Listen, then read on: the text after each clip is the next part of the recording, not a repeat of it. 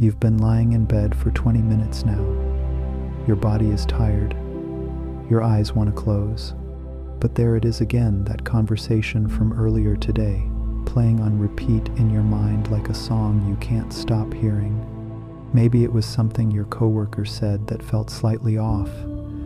Maybe it was the way your friend's tone shifted when you mentioned that thing. Maybe it was just a casual exchange at the coffee shop, something that shouldn't matter at all. Yet here you are at midnight, analyzing every word, every pause, every facial expression you can remember. You've replayed it 5 times already, 10 times.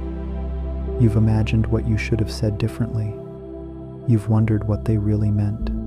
You've constructed entire narratives about what this conversation reveals about how they see you, about your relationship, about your place in the world. And you've done this before, not just tonight, but countless nights, different conversations, same exhausting mental loop. You've told yourself to stop, to let it go, to just go to sleep. But your brain won't listen. The replay continues, whether you want it to or not. You've felt frustrated with yourself for this. You've wondered why you can't just turn your mind off like other people seem to do. You've felt weak or anxious or somehow fundamentally different from everyone else who apparently doesn't spend their nights dissecting 3-minute conversations from 14 hours ago. But what's actually happening in your brain during these moments isn't weakness. It isn't pathology. It isn't you being dramatic or oversensitive or socially incompetent. What's happening is your brain is doing exactly what it was designed to do, protecting you from social threats that your ancient survival systems still interpret as matters of life and death. Tonight, we're going to understand why your brain replays conversations when you're trying to sleep. We're going to explore the neuroscience of this experience, the specific brain networks involved, the evolutionary purposes it serves, the neurochemical changes that make it worse at night. And most importantly, we're going to approach this with compassion, because you've been blaming yourself for a process that's actually your brain trying to keep you safe. You've experienced what researchers call post-event processing. That's the technical term for what your brain does when it mentally replays social interactions, analyzes what happened, evaluates your performance, and tries to prepare you for future similar situations. It's not rumination in the destructive sense, it's actually your brain's systematic attempt to learn from social experiences and protect you from making mistakes that could damage your relationships or social standing. Your ancestors lived in small groups where social exclusion meant death. Being rejected from the tribe wasn't just emotionally painful, it was a genuine survival threat. You couldn't hunt alone. You couldn't defend yourself alone. You couldn't survive alone. Your brain evolved to be exquisitely sensitive to any signs that your social bonds might be weakening, that someone might be upset with you, that you might have said or done something that could lead to rejection. This is why that brief conversation from this morning, the one that objectively meant nothing, feels so urgent to analyze at 11 p.m. Your amygdala, the part of your brain that detects threats, flagged that moment. Maybe your colleague's voice had a certain tone. Maybe their body language shifted slightly. Maybe there was a micro-expression you caught but couldn't quite identify. Your amygdala noticed something that your conscious mind barely registered, and it marked that interaction as potentially containing social threat information that needs to be processed.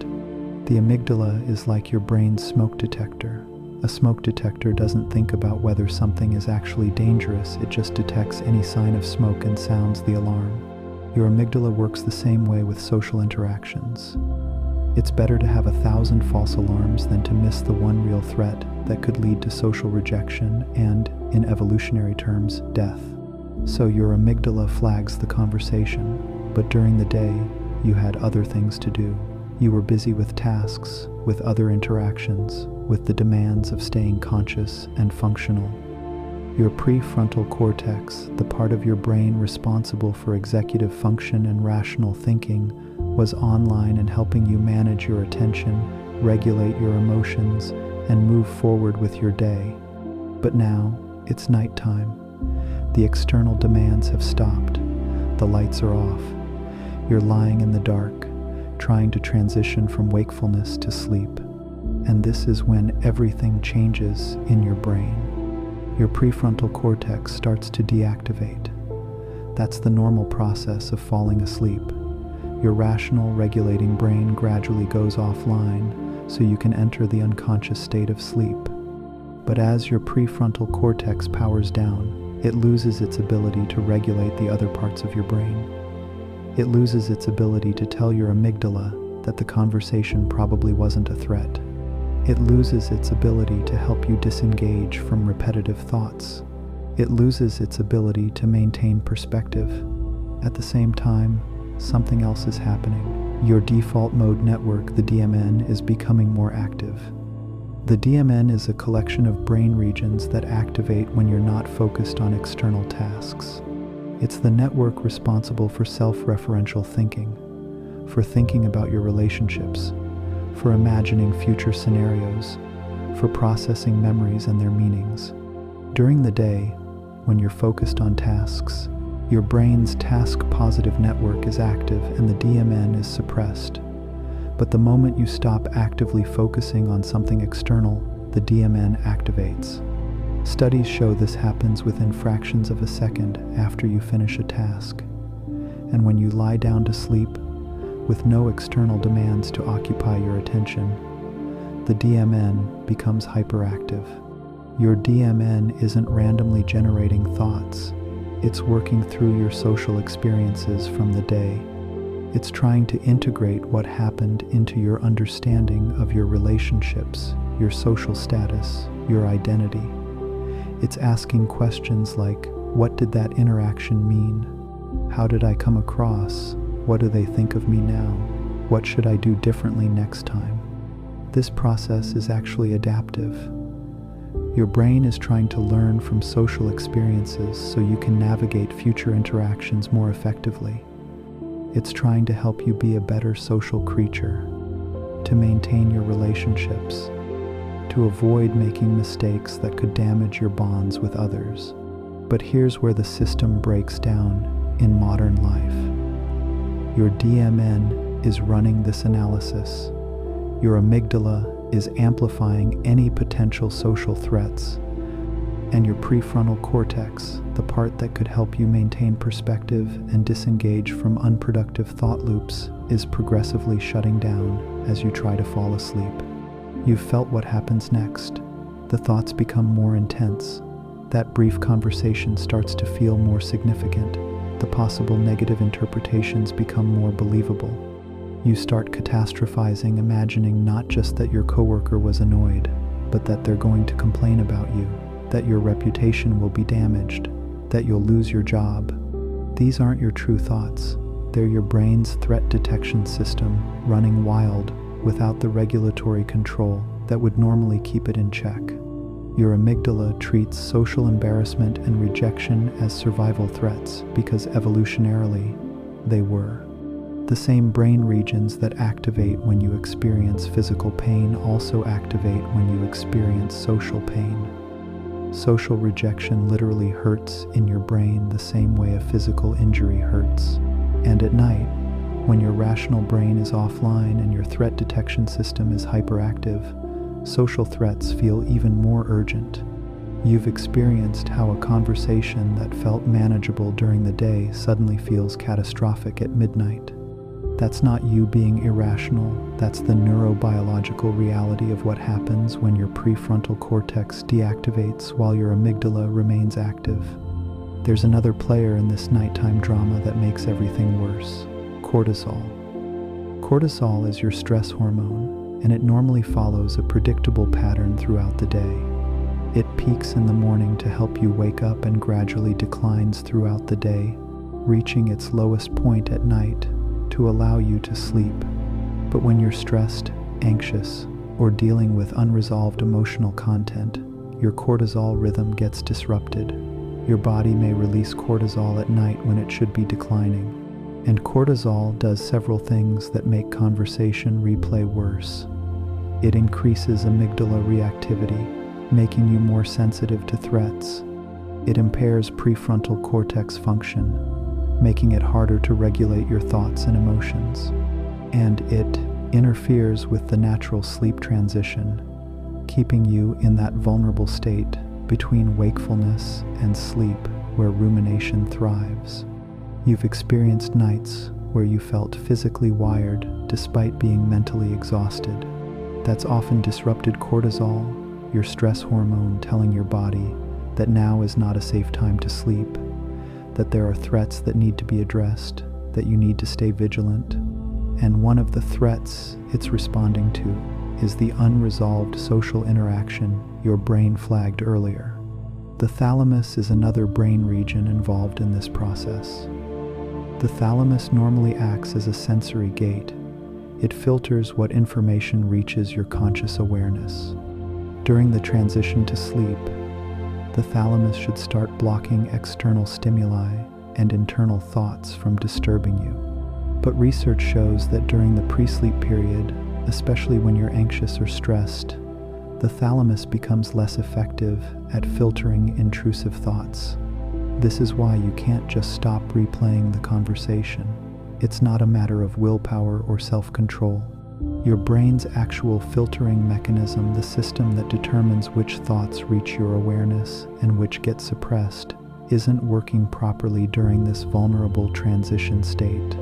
Scientists call this cognitive de-arousal failure. That's a technical term meaning your brain is failing to naturally quiet down as you try to fall asleep. Instead of your mental activity gradually decreasing, it stays high or even increases. And the content that fills this high mental activity is often the emotionally charged material your brain flagged as important, like that conversation you're replaying. You've noticed that you can't control which conversations you replay. It's not the important meeting that went well. It's not the lovely chat with a friend who clearly enjoys your company. It's the ambiguous one, the one where you're not sure if you said the right thing, the one where someone's response felt slightly off, the one that contains uncertainty. Your brain prioritizes uncertainty because uncertainty represents a potential threat. If you know someone is angry with you, you can address it. If you know someone who likes you, you can relax. But uncertainty means you don't know if you're safe or not, if the relationship is secure or not. And your survival-oriented brain hates uncertainty because you can't prepare for or defend against an unknown threat. This is why your brain keeps replaying that conversation, searching for clues, trying to resolve the uncertainty. It's trying to figure out, am I safe? Is this relationship okay? Did I damage my social standing? Your brain is literally running threat analysis on that interaction, trying to determine if there's danger you need to address. The replay isn't random. Research shows that emotionally charged social memories get prioritized for overnight processing. Your brain is preparing to consolidate this memory during sleep, to integrate it into your long-term memory systems and extract learning from it. But the pre-sleep replay is part of that preparation process. Your brain is activating the memory, examining it from multiple angles, connecting it to other relevant memories and knowledge about relationships. In a healthy sleep process, this would happen smoothly and you'd fall asleep. But when you're anxious, when your stress system is activated, when your prefrontal cortex is impaired, the process gets stuck. Instead of smoothly processing the memory and moving into sleep, you get caught in a loop. The memory keeps activating, your brain keeps analyzing it, your amygdala keeps flagging potential threats, and you stay awake, replaying the conversation over and over. You've tried to stop this process. You've tried telling yourself the conversation doesn't matter. You've tried distracting yourself. You've tried forcing yourself to think about something else. But none of these strategies worked for long because you were trying to use conscious willpower to override an involuntary neurological process. What researchers call involuntary rumination happens when your brain's cognitive control systems fail to disengage from repetitive thoughts. It's not that you're choosing to replay the conversation, it's that the brain systems responsible for switching your attention away from the thought aren't working properly. The replay is involuntary, automatic, driven by deeper brain processes that your conscious mind can't directly control. Studies show that people who struggle with rumination have difficulty updating their working memory and disengaging from information that's no longer relevant. It's not a character flaw, it's a difference in how the brain's attention control systems function, often made worse by stress, fatigue, or past experiences that made your threat detection system more sensitive. You've developed this sensitivity for a reason. Maybe you grew up in an environment where you needed to be hypervigilant about others' reactions. Maybe you learned early that missing social cues led to negative consequences. Maybe you experienced rejection or criticism that taught your brain to be extra careful about social interactions. Your brain's tendency to replay conversations isn't random. It developed as a protective response to your life experiences. This is what trauma-informed psychology means. Your symptoms in this case, the nighttime conversation replay, made sense in the context where they developed. If you learned that carefully analyzing social interactions helped you stay safe, your brain will continue doing that analysis, even in situations where you're actually safe and the analysis isn't necessary. Your brain is trying to help you. It's running the protective strategies that worked in the past. The problem is that the strategy that once protected you now keeps you awake and distressed. But the intention behind the strategy is still protection. Your brain isn't betraying you or failing you, it's working overtime to try to keep you safe. You've felt exhausted by this process. You've wished your brain would just be quiet and let you sleep. You've felt angry at yourself for not being able to control your thoughts. But what you're experiencing isn't personal weakness, it's the predictable result of specific neurobiological processes that intensify at night. The conversation you're replaying isn't the problem. The conversation is just the content that your hypervigilant social threat detection system latched onto. If it wasn't this conversation, it would be another one. Because the underlying issue isn't about the specific interaction, it's about a nervous system that's primed to detect social threat and a brain that's trying to resolve uncertainty to keep you safe. Understanding this changes everything. You're not being oversensitive or irrational or anxious for no reason. You're experiencing a normal, if uncomfortable, neurological process that gets amplified by your particular brain wiring, your life experiences, and the specific challenges of the modern social world. Your ancestors replayed conversations too. They worried about whether they'd offended the tribal elder, whether their alliance with another family member was secure, and whether that exchange earlier meant they were losing status in the group. The difference is that they lived in groups of maybe 150 people with relatively stable relationships. You live in a world where you have hundreds of social interactions with different people, where relationships are more ambiguous, where social cues are harder to read, and where the stakes feel impossibly high. Your brain is trying to process modern social complexity using ancient survival mechanisms. It's like trying to run the latest software on hardware that's 200,000 years old. The hardware does its best, but sometimes the system gets overwhelmed and crashes, and that crash looks like you lying awake at midnight, replaying a 30-second conversation for the 100th time. You've judged yourself harshly for this experience. You've thought there's something wrong with you, that you should be able to just let things go, that other people don't struggle like this. But research suggests that this kind of post-event processing is extremely common. Studies show that most people engage in some form of social review after interactions, especially interactions that were emotionally charged or ambiguous. The difference isn't whether people do this, it's how distressing the process is and how much it interferes with sleep and functioning. Some people's brains review conversations and move on. Your brain gets stuck in the review process, running the analysis again and again, without reaching a resolution. This difference often traces back to your nervous system's baseline state.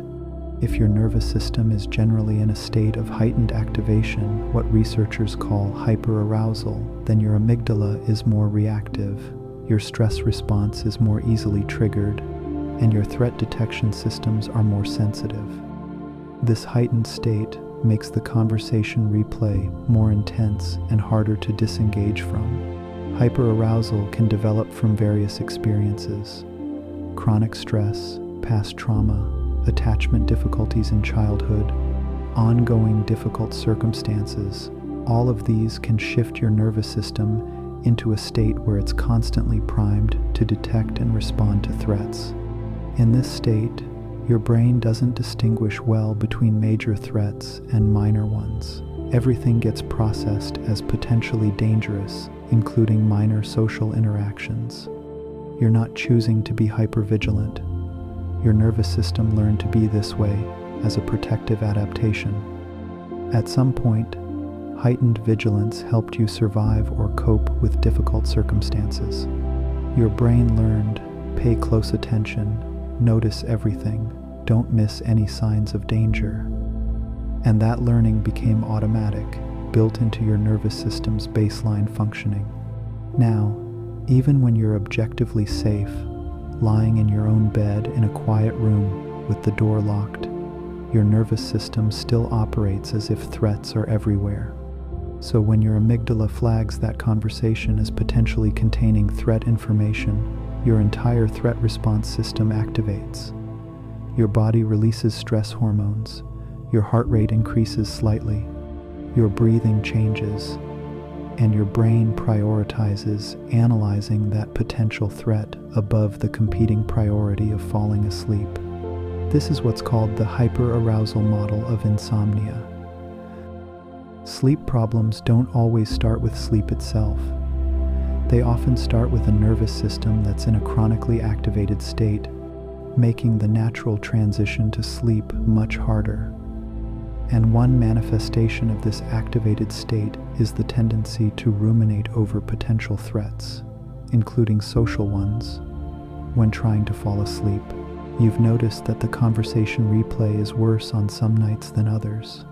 The nights when you're more stressed, more tired, more emotionally vulnerable, those are the nights when the replay becomes more intense and harder to escape. This makes sense neurologically. The more stressed you are, the more activated your amygdala becomes, and the more impaired your prefrontal cortex's regulatory control becomes. The factors that would help you disengage from rumination are weakened precisely when you need them most. Sleep deprivation itself makes the problem worse. Research shows that even one night of poor sleep impairs your prefrontal cortex's function the next day, making it harder to regulate emotions and thoughts. This creates a vicious cycle.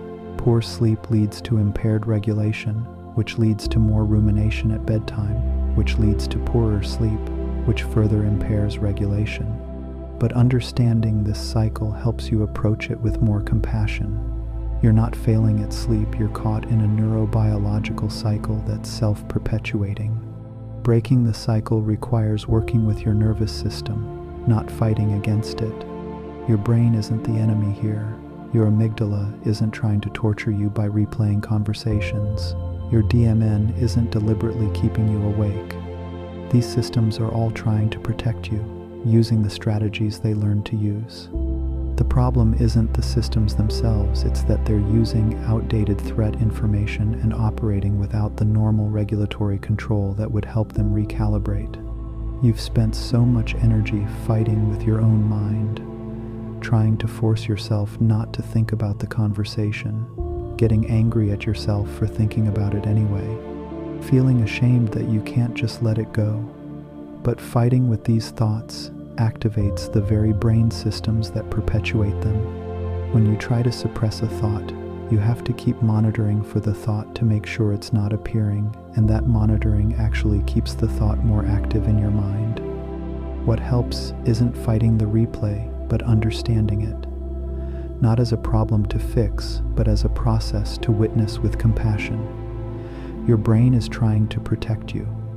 It's running its threat analysis protocol. It's doing exactly what it learned to do to keep you safe. The conversation you're replaying it might have contained a real social miscue. It might have been completely neutral, and your anxiety misinterpreted it. But either way, your brain's response makes sense. Your brain is being cautious, thorough, and careful. It's treating your social well-being as a matter of life and death, because for most of human history, it was. You don't need to feel ashamed of this process. You don't need to see it as evidence that you're weak or broken or fundamentally flawed. You're experiencing the predictable result of having a highly sensitive social threat detection system, a system that, in different contexts, helps you be attuned to others, empathetic, careful with people's feelings, conscientious about your relationships. The same brain that keeps you awake replaying conversations is also the brain that notices when someone seems sad and checks in with them, that remembers important details about people's lives, that thinks carefully about how your words might affect others, that works hard to be a good friend, partner, colleague, or family member. Your sensitivity is real. Your hypervigilance is real. And they come with genuine costs like these exhausting nights of conversation replay. But they also come with gifts. You notice things other people miss. You care deeply about your impact on others. You work hard to be someone people can trust and rely on. Right now, as you're lying here listening to this, your brain might still be trying to pull you back to that conversation. That's okay. You don't have to stop it. You don't have to fix it. You can just notice it happening. Notice that your brain is running its protection protocol. Notice that your amygdala has flagged something as uncertain. Notice that your DMN is working through social information. You can acknowledge what your brain is trying to do. Thank you, brain, for trying to protect me. Thank you for being so careful about my social relationships. Thank you for working so hard to keep me safe. I hear that you're concerned about this conversation. I understand that you flagged it as containing important information, and then you can gently let your brain know, right now, in this moment, I'm safe. The conversation is over. There's nothing I can do about it right now. If there's something I need to address, I can think about it tomorrow when my prefrontal cortex is fully online. Right now, what I need is rest. Your brain might not immediately agree. It might keep pulling you back to the conversation. That's fine. You don't need to fight it. You can just keep gently redirecting, not with force or frustration, but with the same compassion you'd show a worried friend. The conversation replay will eventually fade, not because you defeated it or fixed yourself, but because your brain will gradually complete its processing. The memory will get integrated. The uncertainty will either resolve or your brain will learn to tolerate it. The perceived threat will diminish as your nervous system gradually settles. This might take longer than you want. It might not happen tonight, but it will happen. Your brain will complete its protective analysis and move on to other things. The conversation that feels so urgent right now will fade into the background, joining the thousands of other conversations you've had that your brain analyzed and then released. You've survived every previous night of conversation replay. You've survived every rumination loop. Your brain has always eventually moved on, even when it felt like it never would. This night will be no different. The replay will fade, sleep will come, and tomorrow this conversation that feels so significant right now will have less power over you. Your brain is doing its best to protect you with the information and strategies it has. That's all any of us can do. And you're doing your best to work with your brain, to understand it, to approach it with compassion rather than criticism. That compassion is everything. It's the difference between fighting with yourself all night and gently accompanying yourself through a difficult process. It's the difference between feeling broken and feeling human. It's the difference between shame and understanding. You're not broken. Your brain isn't defective. You're a person with a sensitive nervous system, and a caring, cautious brain that works hard to protect you from social threats. And right now, that brain needs your compassion and patience as it works through the social experiences of the day. Rest now. Let your brain do its work. Trust that the conversation replay serves a purpose, even if it's uncomfortable. Trust that your brain will eventually complete its analysis and let you rest. Trust that you're exactly where you need to be, experiencing exactly what makes sense given your brain, your experiences, your beautiful, complex nervous system. The conversation will fade, the replay will be quiet, and you'll rest, knowing that your brain's protectiveness, even when it's exhausting, comes from a place of deep care for your well-being. Sweet dreams.